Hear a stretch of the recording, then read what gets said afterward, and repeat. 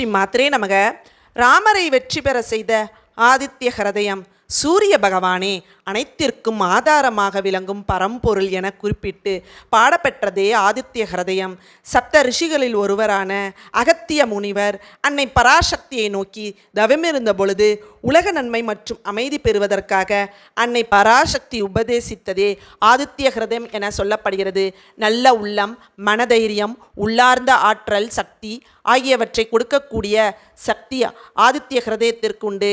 அன்னை பராசக்தியிடம் இந்த மகாமந்திரத்தை பெற்ற அகத்தியர் தகுதியான ஒருவருக்கு இதை உபதேசித்தல் மட்டுமே இந்த உலகம் நலன் பெறும் என நினைத்து மகாவிஷ்ணுவின் அவதாரமான ஸ்ரீ ராமபிரானை தேர்வு செய்து இந்த மந்திரத்தை உபதேசம் செய்தார்.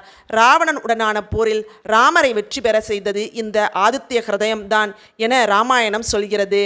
ஆதாரம் வால்மீகி ராமாயணம் யுத்த காண்டம் புத்தகம் 6 காண்டம் 106.